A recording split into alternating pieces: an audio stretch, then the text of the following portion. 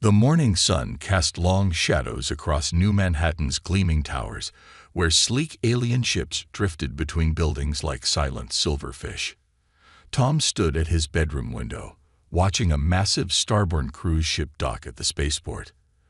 At 12 years old, he had grown up in a world where aliens were normal, but they still filled him with wonder.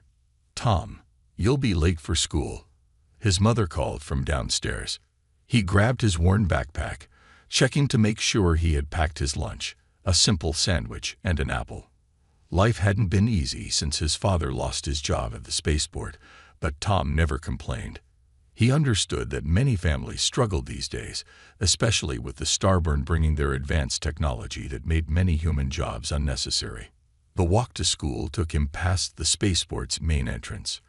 Tom always slowed down here, watching the aliens come and go. The starborn were beautiful in a strange way, with their tall, slender bodies and skin that seemed to shimmer with starlight. But what fascinated Tom most was how they moved. Always in perfect order, like dancers following steps no one had taught them. Today, a particularly large group had gathered near the entrance. Their formal robes sparkled with precious metals and gems, marking them as high-ranking officials. Tom noticed how other aliens bowed deeply as they passed, following the strict rules of their society. "Stand aside, lesser being," one of the guards commanded, pushing a human worker out of the way. Tom frowned. This was common behavior from the starborn.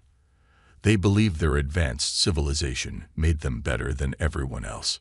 In his classroom, Miss Allen was teaching about the first contact day that happened 15 years ago. "The Starborn Federation brought amazing changes to Earth," she explained, pointing to pictures on the wall. "Their medicines cured many diseases. Their ships helped us reach other planets. But they also brought their beliefs about social order." Tom watched the holographic display showing the Starborn's complex social hierarchy. It looked like a giant pyramid with their mysterious queen at the top, though no one had seen her in centuries. Below were the noble houses, then the workers, and at the bottom, all other species they had encountered. During lunch break, Tom sat alone on his favorite bench outside. He didn't mind being by himself. It gave him time to watch the ships take off. Each one left a trail of beautiful colors in the sky, like aurora lights in the middle of the day. A group of young starborn walked past his bench, their school uniforms marking them as children of their diplomats. They moved with the same perfect grace as their parents, but Tom had noticed they were worse at hiding their feelings. The looks of disgust they gave human students were much more obvious. "I don't understand why they let them attend real schools," one of them said loudly in English, making sure the humans could hear. "Their brains are so simple." Tom took a bite of his sandwich and tried to ignore them. His mother always told him that kindness was more important than cleverness, and that helping others meant more than having fancy things. Sometimes he wondered if the starborn had forgotten how to be kind in their quest to become perfect. The school day ended with an announcement about tomorrow's big diplomatic event at the spaceport. More important starborn officials would be arriving, and all students were warned to stay out of their way. Tom packed his books, thinking about how strange it was that beings advanced enough to cross galaxies still hadn't learned that real greatness came from how you treated others, not how many people bowed to you. As he walked home that afternoon, he had no idea that tomorrow would change everything, not just for him, but for every human and starborn in New Manhattan. All because of a simple choice he would make, and an old woman who wasn't what she seemed. The next morning arrived with unusual excitement at the spaceport. Crowds gathered to watch the arrival of the most important starborn delegation Earth had seen in years. Tom walked his usual route to school, but today he had packed an extra sandwich. Something his mother always said stuck with him. On special days, be extra kind. Near the spaceport's side entrance, where the maintenance workers usually came and went, Tom noticed someone he hadn't seen before. An old woman sat in the shadow of a massive support pillar, wearing what looked like old rags. At first glance, she appeared human, but there was something different about her. Maybe it was the way her eyes seemed to catch the light of passing ships, or how her white hair moved in ways that didn't match the wind. Tom stopped and looked at her. Most people hurried past, too busy with the day's excitement to notice. The woman didn't beg or ask for help. She simply sat there, watching the crowds with quiet interest. Lord Grey, the leader of the new Starborn delegation, chose that moment to pass by with his group. They had just finished their welcome ceremony and were heading to their quarters. Their robes today were especially magnificent, woven with threads that seemed to capture starlight itself. Tom made his decision. Walking over to the old woman, he pulled out his extra sandwich and his spare jacket, the one his mother insisted he carry in case it got cold. "Here," he said softly, holding them out to her. "You look like you could use these." The woman looked up at him with eyes that seemed impossibly deep. She reached for the offerings with trembling hands. As their fingers briefly touched, Tom felt a strange tingling sensation, like static electricity but warmer. "How disgusting!" Lord Grey's voice boomed from behind them. "Look at this, everyone. A perfect example of why humans remain at the bottom of civilized society."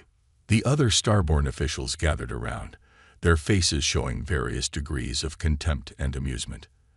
Their perfect postures and gleaming robes made Tom suddenly very aware of his worn school uniform. "Young human," Lord Grey continued, his voice dripping with mockery, "do you not understand that helping the weak only preserves weakness? In our society, those who cannot care for themselves are left to their fate. It is the natural order." Tom felt his face grow hot with embarrassment, but he stood his ground. "My mom says helping others makes everyone stronger, not weaker," he replied, trying to keep his voice steady. The Starborn burst into laughter, a sound like tinkling crystal, beautiful but cold. "Listen to its primitive philosophy," one of them chuckled, as if a human child could understand strength and weakness. The old woman remained silent through all of this, carefully wrapping the sandwich in a piece of cloth she pulled from her rags. Her movements were deliberate and graceful, despite her apparent age. "Let this be a lesson," Lord Grey announced to his followers. "This is why Earth remains a primitive outpost. They waste resources on the worthless, time on the helpless, and energy on the weak. Notice how even their children are taught these corrupt values." Tom wanted to argue back, but remembered his mother's other favorite saying, "Sometimes the kindest response is silence." Instead, he turned to the old woman and asked, "Will you be okay?" She nodded slowly, and for just a moment, Tom thought he saw something flash in her eyes, something powerful and ancient. But it was gone so quickly he decided he must have imagined it. As he walked away, the laughter of the Starborn followed him.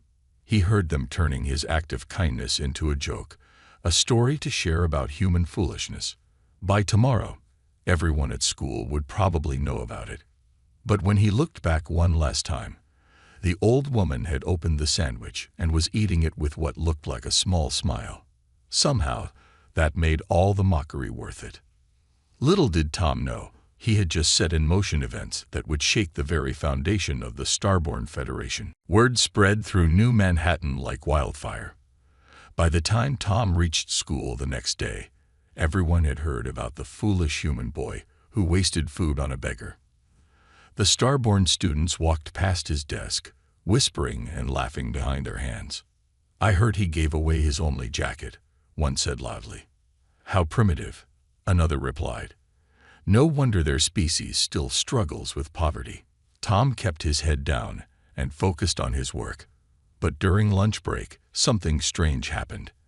As he sat at his usual bench, he noticed the massive Starborn ships at the spaceport were having trouble taking off. Their usually smooth ascent into the sky looked shaky, like they were fighting against an invisible wind.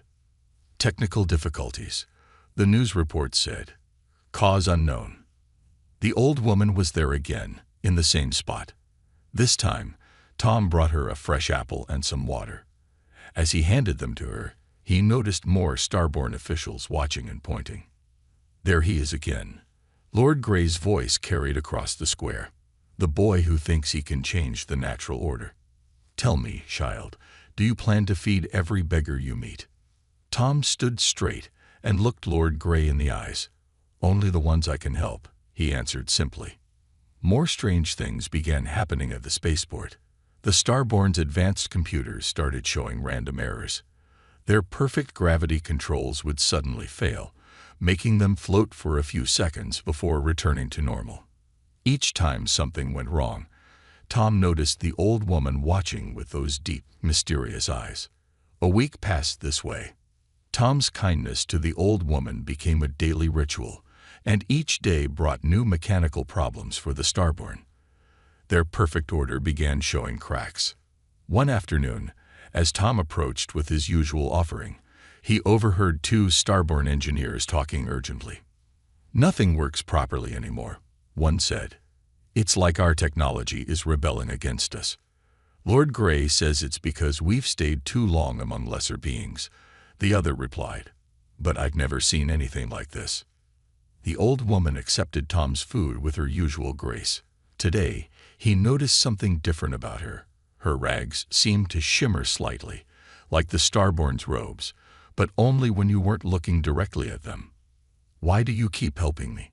she asked, speaking for the first time. Her voice was soft, but had an odd echo to it, like distant stars twinkling. "Because it's right," Tom said simply, "and because everyone deserves kindness." A group of young Starborn students passed by, led by their teacher. They pointed and laughed, making sure Tom heard them. "Look at the primitive doing primitive things. My parents say his kind will never evolve properly if we don't let natural selection take its course." But Tom noticed something new in their perfect facade: uncertainty. Every time their ships malfunctioned or their computers failed, their confidence seemed to crack a little more. That evening, as Tom walked home, he saw something that made him stop and stare. The spaceport's main control tower, usually glowing with perfect blue light, was pulsing with strange colors. The Starborn engineers rushed around, trying to fix it, but nothing they did made any difference. The old woman sat in her usual spot, watching it all with those strange, deep eyes. As Tom passed her for the last time that day, she spoke again. "Tomorrow," she said, her voice carrying that star echo, "everything changes." Tom looked back at her, puzzled, but she had already returned to her usual silence. Above them, the spaceport's lights continued their unusual dance, and for the first time, Tom noticed that they matched the rhythm of the old woman's breathing. He walked home wondering what she meant, not knowing that the next day would reveal the truth that would shake the Starborn Federation to its core. The perfect order they had maintained for centuries was about to meet something far more powerful: simple human kindness. The next morning dawned with chaos at the spaceport. All Starborn ships hung frozen in the sky, unable to move. Their perfect technology had completely stopped working. Crowds gathered to watch as the mighty vessels floated helplessly like soap bubbles in the wind. Tom arrived at his usual time, carrying his daily offering for the old woman. But today was different. The entire Starborn leadership had gathered at the spaceport's main plaza for an emergency meeting. Lord Grey stood at the center, his perfect posture finally showing signs of stress. "This is unprecedented," he declared to the crowd. "Never in our history have our systems failed so completely." Tom spotted the old woman in her usual place. As he walked toward her, he noticed something odd. The air around her seemed to sparkle, like the space between stars on a clear night. "Thank you, Tom," she said as he offered her today's sandwich. Her voice carried that familiar star echo, but now it seemed louder, more powerful. "You have proven what I needed to know." Suddenly, the air around her began to glow. Tom stepped back, watching in amazement as the old woman slowly stood up. Her ragged clothes started to shine like liquid starlight. Lord Grey noticed the disturbance and turned toward them. "What is this disruption during our crisis?" he demanded, but his voice trailed off as he watched the transformation taking place. The old woman's rags dissolved into pure light, revealing robes made of what looked like living starlight. Her white hair floated upward, as if she were underwater, each strand gleaming like a comet's tail. Her aged face smoothed, though her eyes remained ancient and wise. A gasp ran through the crowd. Every starborn present immediately fell to their knees. "Queen White," Lord Grey whispered, his face pale with shock. The woman, now revealed as the legendary founder of the Starborn Federation, stood tall and magnificent. When she spoke, her voice carried the weight of centuries. "My children," she said, addressing the kneeling Starborn, "I have walked among you in disguise, testing your hearts. For 300 years, I have visited countless worlds, seeking those worthy of joining our true civilization." She placed a gentle hand on Tom's shoulder. "This child, whom you mocked and ridiculed, showed more nobility in his simple acts of kindness than I have seen in centuries of watching our people." Lord Grey trembled. "My queen, had we known. Had you known it was me, you would have shown kindness." Queen White's voice turned sharp. "That is precisely why I walked among you as a beggar. True character is revealed not in how we treat the powerful, but in how we treat those who can offer us nothing in return." The crowd remained silent as their queen walked to the center of the plaza. With a wave of her hand, all the frozen ships gently descended to their docks. "I built our federation on the principles of advancement, not just in technology, but in spirit," she continued. "Yet somewhere along our journey, we forgot that true advancement comes from growing our capacity for kindness, not just our scientific knowledge." Tom stood quietly, trying to process what was happening. The queen turned back to him with a warm smile. The same small smile she had shown when accepting his sandwiches.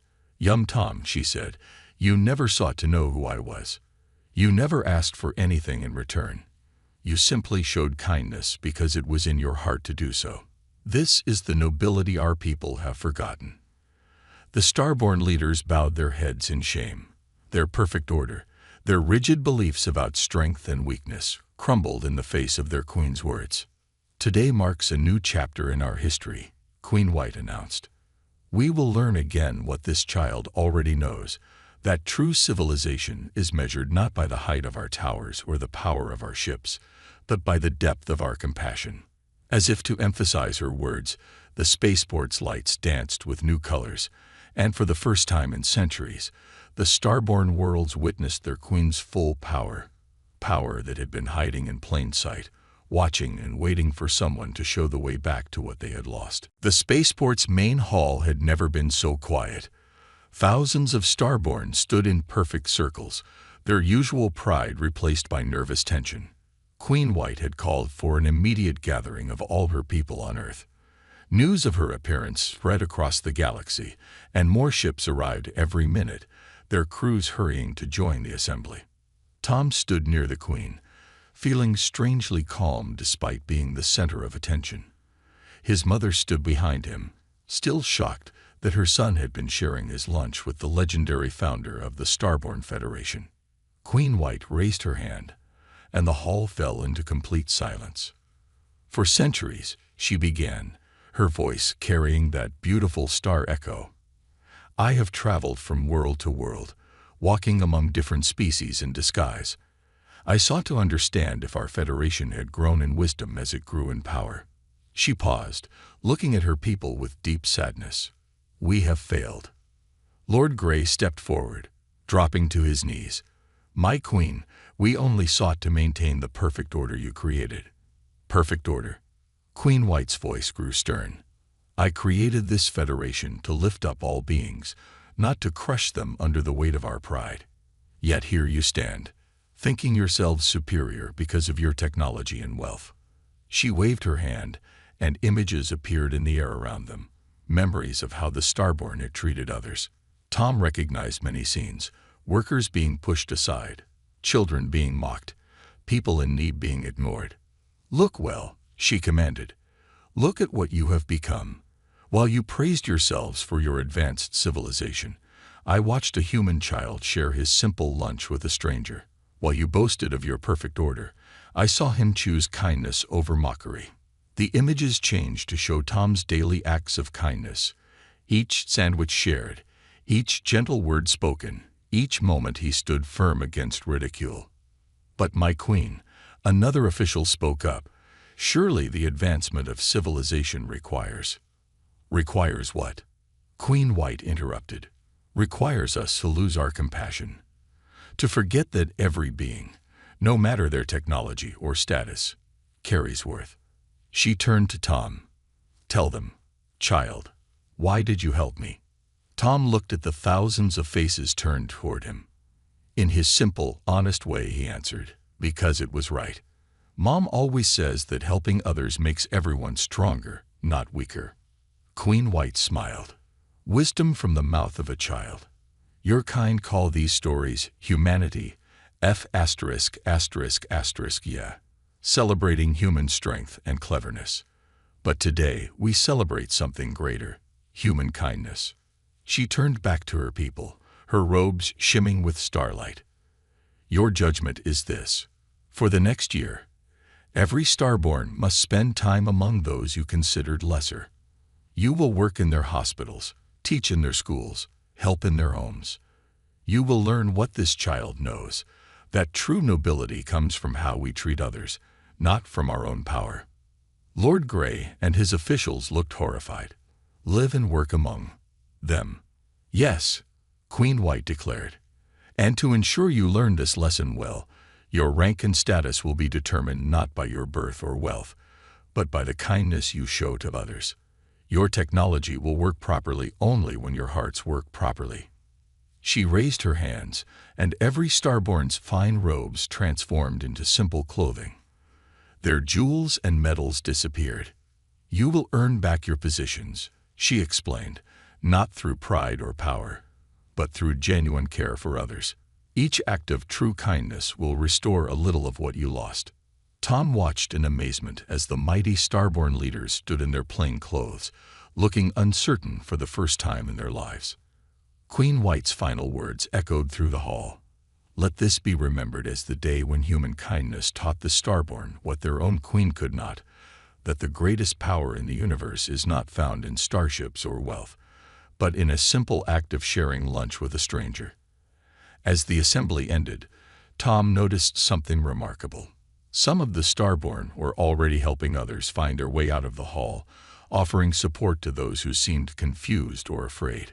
The change had begun. 1 month after Queen White's judgment, New Manhattan looked very different. The once proud starborn now walked the streets in simple clothes, learning lessons in humanity from those they had once looked down upon. Tom sat on his usual bench at the spaceport, eating lunch. But he wasn't alone anymore. Lord Grey, wearing plain worker's clothes, sat beside him, sharing his own simple meal with a group of maintenance workers. You know, Lord Grey said, looking different without his fancy robes, I never knew how much skill it takes to repair these landing pads. These workers have taught me more in a month than I learned in years of commanding ships. The spaceport had become a symbol of the changing times. Where starborn officials once swept past humans without a glance, they now worked alongside them. Their ships would only function properly when their crews showed genuine kindness and respect to all beings. Look, someone shouted, pointing at a ship attempting to take off. Its engines glowed brightly as the crew helped a human family load their luggage, but dimmed when one crew member showed impatience. The starborn were learning quickly that Queen White's magic responded to what was in their hearts. In Tom's school, the biggest changes were visible. Starborn students no longer sat separately or mocked others. Instead, they joined study groups, shared their knowledge, and learned that human children had much to teach them about friendship and joy. Yesterday, Tom told his mother at dinner, the same students who used to laugh at me helped organize a food drive for the homeless shelter. And their parents came to help too. Queen White's presence remained strong in the city, though she was rarely seen. Sometimes, people spotted her walking among them in different disguises, as a teacher, a nurse, or even a street cleaner. This kept the starborn humble, never knowing if the person they were talking to might be their queen. The old rigid hierarchy crumbled quickly. Starborn who showed the most compassion found their technology working better, their ships flying smoother, and their communication devices functioning perfectly. Those who struggled to change discovered their advanced tools working no better than simple human machines. One afternoon, Tom watched as a former high-ranking starborn official named Lady Blue, now wearing simple medical scrubs, rushed to help an elderly human who had fallen near the spaceport entrance. "Are you all right?" she asked, helping him up with genuine concern. Her medical scanner, which hadn't worked properly in days, suddenly came to life, helping her check for injuries. "See," Queen White's voice came from nearby, where she stood watching in the form of a street vendor. "The technology responds to the heart. The changes spread beyond Earth." News arrived daily of similar transformations on other worlds. Starborn communities everywhere were learning to measure worth by kindness rather than power. Their once rigid society became known for its compassion instead of its pride. Even their ships changed. The cold, metallic vessels gradually transformed, their designs incorporating gardens and communal spaces where different species could meet and share stories. The spaceport itself bloomed with plants and trees, becoming a place of gathering rather than just transit. Tom's simple acts of kindness had sparked a revolution, though he remained humble about it. When asked how he felt about changing an entire civilization, he would just shrug and say, "I just shared my lunch." Anyone would have done the same. But the Starborn knew better. They had witnessed firsthand how one boy's simple compassion had broken through centuries of pride and prejudice. Their children now learned history differently, studying how human kindness had taught their species its most important lesson. As the sun set over New Manhattan, casting golden light across the transformed spaceport, Lord Grey stood up from the bench. "I have a shift at the Children's Hospital," he said, smiling. "Never thought I'd say this, but helping those kids heal is more satisfying than commanding a fleet of starships." Tom watched him leave, remembering the proud, cruel leader he had been just a month ago. The universe hadn't changed because of grand gestures or mighty battles, but because of small acts of kindness. One sandwich, one helping hand, one moment of compassion at a time. 5 years had passed since the day Queen White revealed herself at the spaceport. Tom, now 17, stood at the podium of the newly built Unity Center, addressing a mixed crowd of humans and Starborn on the anniversary of what had become known as the Kindness Revolution. "I never expected sharing my lunch would change the universe," he said with a smile, still the same humble person despite his role as Earth's youngest diplomatic advisor. "But it proved what my mom always said: kindness has a power all its own." The spaceport behind him barely resembled its old self. Gardens bloomed between landing pads, and children from a dozen worlds played in specially designed parks. The once stark metal walls now display artwork from various species, and the air hummed with multiple languages and laughing voices. Lord Grey, wearing the simple blue uniform of a medical supervisor, sat in the front row. The former proud leader now ran the spaceport's emergency response team, his genuine care for others having earned him new respect, not from his rank, but from his actions. "Yesterday," Tom continued, "I watched a Starborn child share her lunch with a human elder. Nobody was watching, nobody was keeping score. She did it simply because it was kind." He paused, smiling. That's when I knew the change was real. Queen White appeared in the crowd, today choosing to look like her true self rather than a disguise. Her presence no longer caused panic or fear, but rather reminded everyone of the lesson they had learned. "Our technology now serves all beings equally," she announced, joining Tom on the stage. "But more importantly, our hearts have learned to do the same." The proof was everywhere. Starborn ships now rescued stranded vessels regardless of their origin. Their advanced hospitals treated anyone who needed help. Their schools welcomed students from every species, teaching not just science and math, but also compassion and understanding.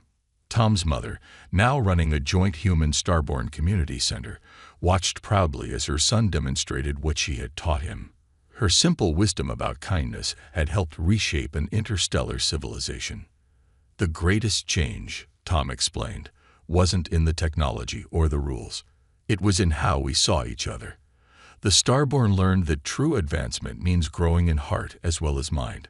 As if to demonstrate his point, a small incident unfolded near the podium.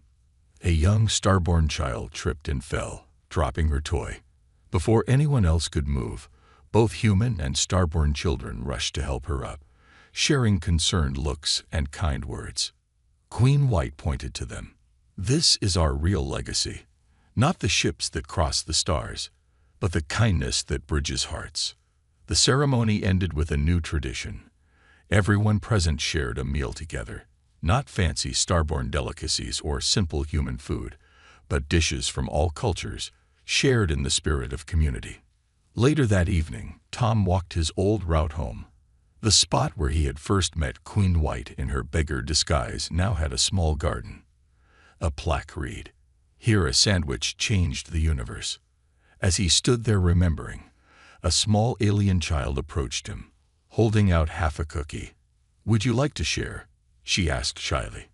Tom sat down on a nearby bench, just as he used to do 5 years ago. As they shared the cookie, he noticed both human and starborn parents watching with approval rather than scorn.